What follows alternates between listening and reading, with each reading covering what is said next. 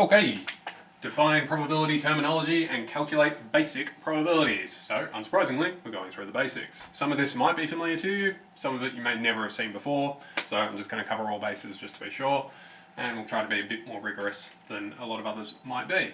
So, first idea is what we call a set. Curly brackets, that means that you're talking about a set. Whatever is in your set, unsurprisingly, goes between those curly brackets. So what is a set? It's a list of elements. Now that's not particularly helpful to you currently, but the reason I'm going to say this is because this thing can represent a lot of stuff. An element is pretty much just a piece of something. So, for example, I have a set here that contains the elements, the letter lowercase a, the numeral 2, a smiley face, and the word hi. And then I've closed my list. So what does that mean? It just means that the concepts, the elements, A, 2, smiley, and hi, those exist in some set that I've created. Now, is this particularly useful for probability? No, but it's just to get across to you the idea that a set could contain any weird abstract idea. Cool. Typically though, for probability, they're going to contain either letters, numbers, or results of some kind.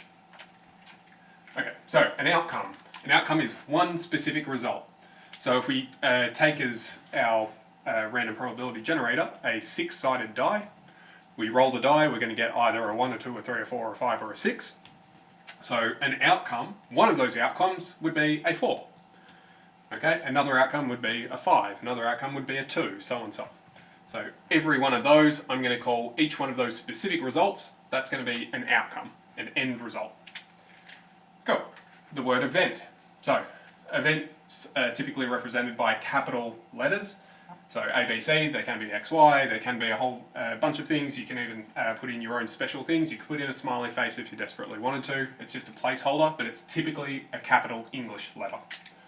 So what's an event? It's just some set of outcomes. So just like I set up this random set, for an event, it's a set of outcomes that are a list of, so a set of specific outcomes.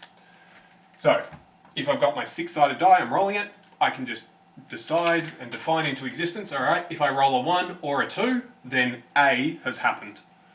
If I roll a 1, a 3, or a 5, then B has happened. Okay, now we could say, instead of A, we could say, oh, A just represents rolling less than 3. And that's a perfectly fine way of describing it as well, but here I've just defined it as the event A is defined as a 1 or a 2. B, I could just as easily have said, oh, that's just rolling an odd number. Yeah, that's true, but I'm just going to define B to represent the event of a 1, a 3, or a 5. So you can exchange it for some other description, but being able to just say B instead of an odd number, or A as opposed to a number that is lower than 3, obviously these get a bit shorter, and so it saves you a bit of time and space. Okay. Universal set, and also called a sample space. So, big capital U, or Greek letter Tsi, or Tsai, hang on. And this is the problem, and I'm going to offend all the Greek community here because there's problems with pronouncing it, because some people pronounce it in the old Greek way, some pronounce it in the new Greek way, and some people pronounce it in some jumbled mess, and some people just make up their own sound, which really confuses everybody. But anyway, both of these symbols are commonly used. I'm going to suggest that you write the capital U so that you don't totally confuse yourself about what you're trying to write there. So these are universal set or sample space. Now, by the name universal set, you can probably guess what this means. It's just everything that can happen. So all possibilities. So if I'm rolling a 6-sided die, then my universal set is 1, 2, 3, 4, 5, and 6. So it's all possible outcomes. The null or empty set, and I should have put a slash there. So the null or the empty set, perhaps you can already guess what's coming here. It's got nothing in it. And the symbol we use is an O with a hatch through it. So if you want to be really weird with it, you can actually write out the empty set, which is just a set of curly brackets with nothing in between them, which is really informative. And it looks like you've forgotten to do something here, so we usually use the symbol O with a slash through it.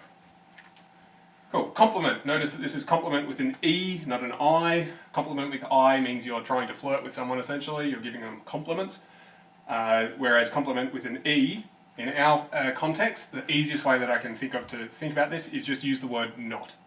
The symbol for it is, it looks like an apostrophe, it's also called a prime. So the way we'd use this is A prime, so that just means everything that is not A. Well, A was 1 and 2, so A not would be 3, 4, 5 and 6, since we're only talking about a 6-sided die. Alright, B was 1, 3 and 5, so B not would be 2, 4, 6. That easy. Union.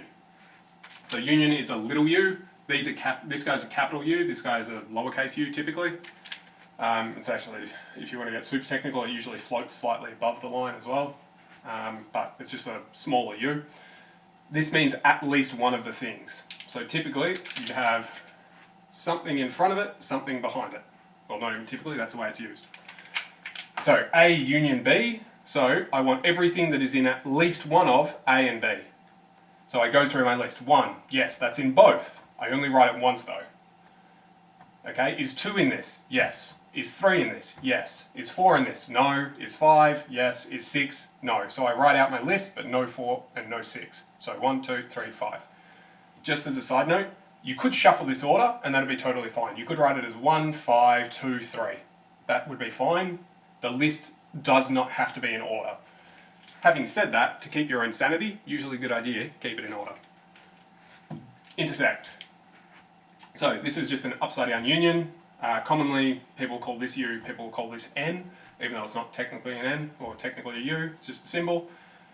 Intersect means both of, so it's in both of them.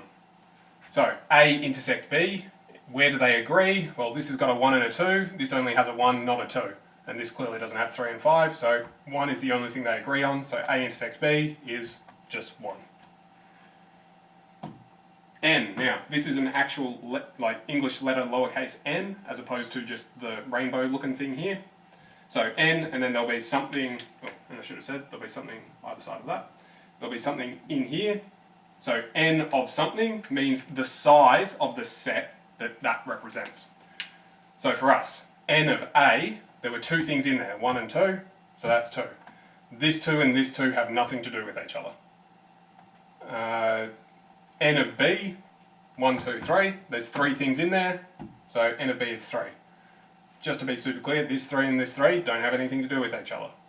As a separate example, if I took N of this set, that would be 4, because there are 4 elements in that set.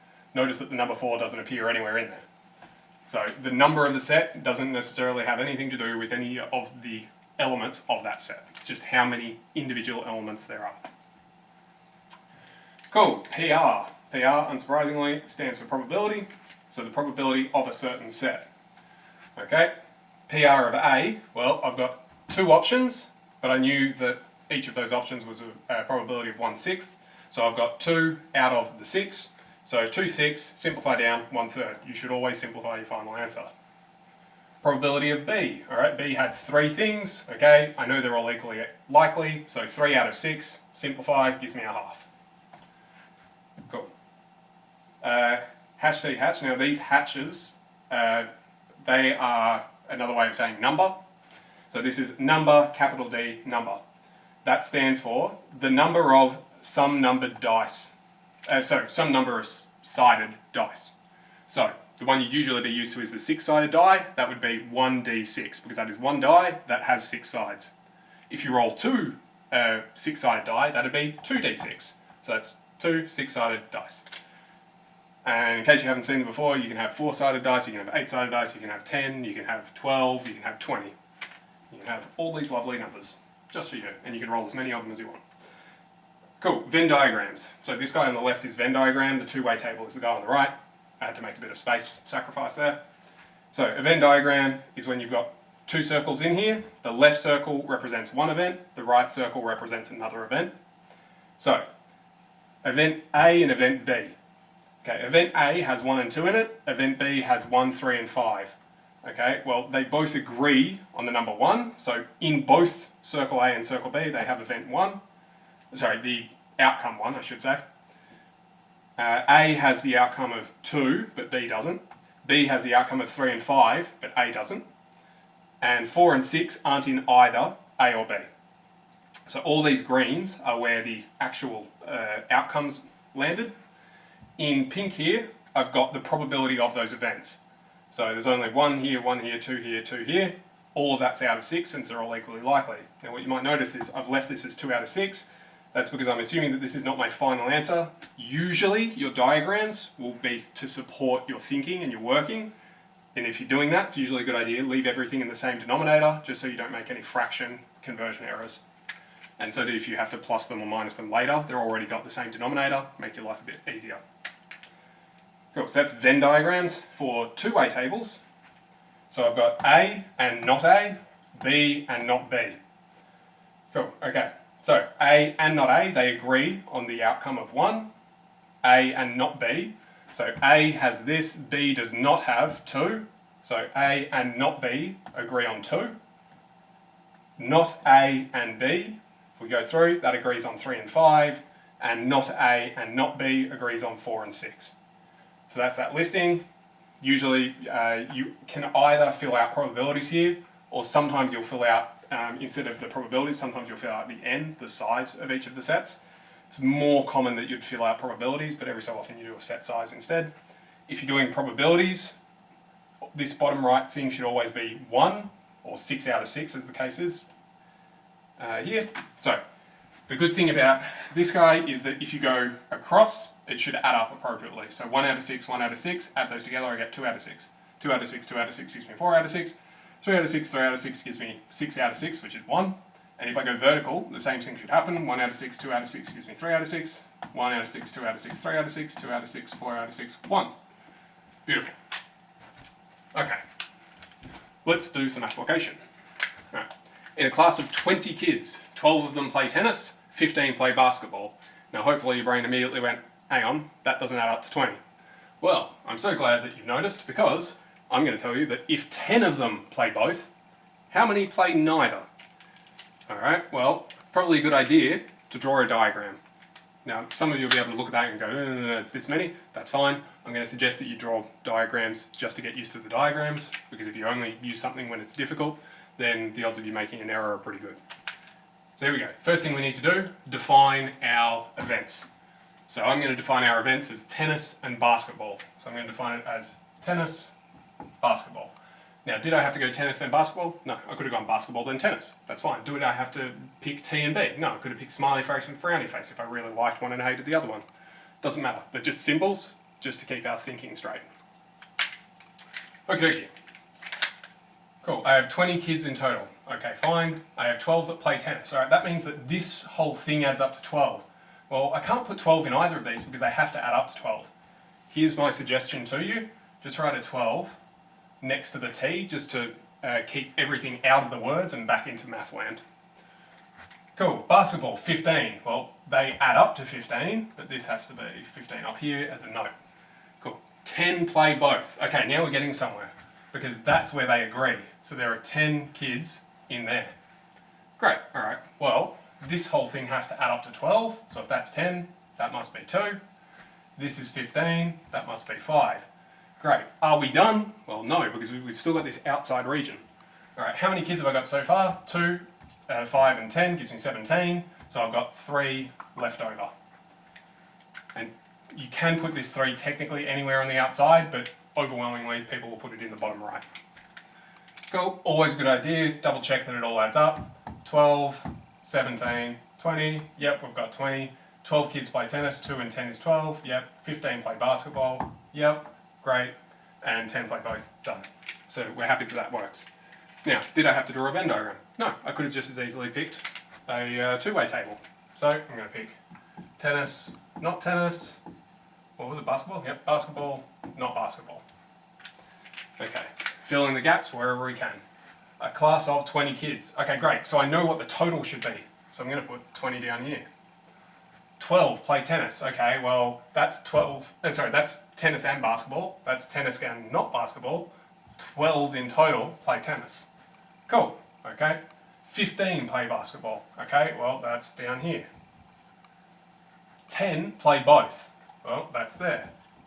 Cool. How many play neither? All right, well, if we look at this, we can go, oh, hang on, I don't have all the numbers, but I know that all of the horizontals and all the verticals should add up. So 10 plus something is 12. That has to be 2. 10 plus something, 15, 5. 12 plus something is 20, 8. 15 plus something is 20, 5 is 3. Everything adds everywhere. Beautiful. Last thing we've got to actually answer the question. How many play neither? In our case out here, that would be this 3. Here, that would be doesn't play tennis and doesn't play basketball. 3. So they agree. Beautiful. If they didn't, we'd be in a lot of trouble. Cool. Last concept. What's called the addition rule. So this says that the probability of event A plus the probability of event B minus the probability of A intersect B is the probability of A union B. Now that's a mouthful, which is why I don't usually say it, and you write it instead. Or alternately, you just say addition rule. So we're going to apply this with this guy. In a group of 12 people, 8 like apples, 5 like bananas, 2 like neither, how many like both? Okie dokie. Well, we could draw these pictures again. In fact, maybe I will. Yeah, we'll do it just for a bit more practice. Save the space.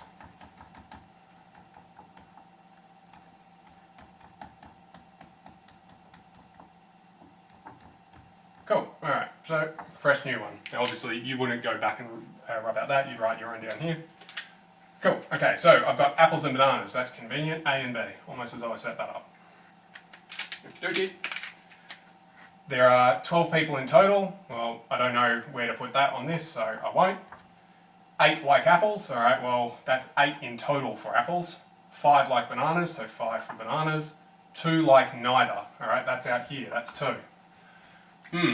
How many like both? Well, now I'm a little bit stuck because I don't have enough information, it appears. Now, if we're a little bit clever, we can jerry-rig this and go, oh, hang on, this adds up to 13 in here, but I've already got 2, so there's only 10 people to share in here, so I can start counting, and eventually, what are we going to get? 3 in the middle? Is that it? 3, 2, 5, yep. So eventually we might land there with a bit of trial and error.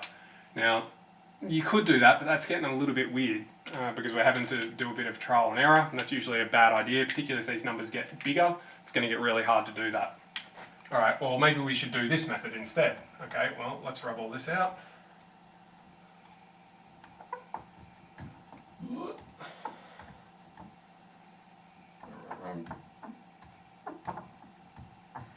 Alright, we had apple, not apple, banana, not banana.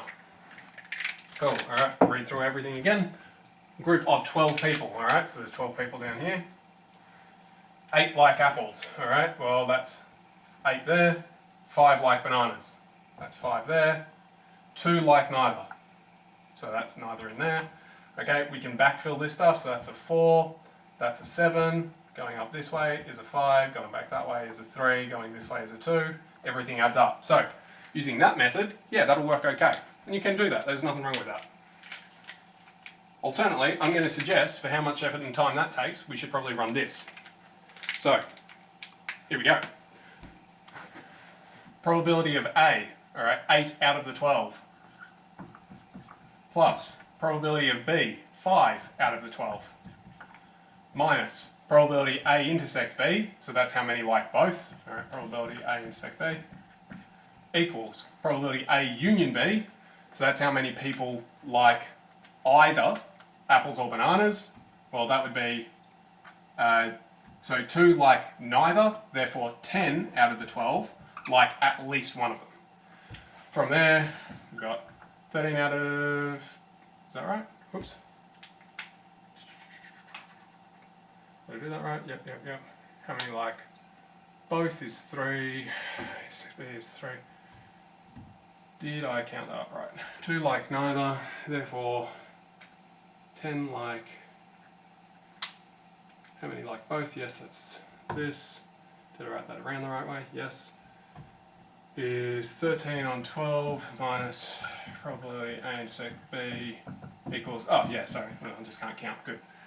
Cool, add this over, minus this, add this, so we get 13 minus 12 minus 10 on 12 equals probability A intersect B, which hopefully it's clear to see that that's 3 on 12, or alternately 1/4.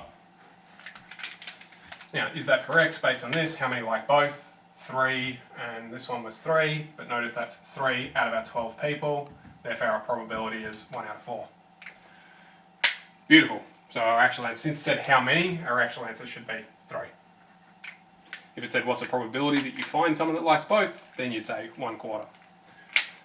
Beautiful. So that's that. That's A, B, and C, and the worksheet if I get around to that as well.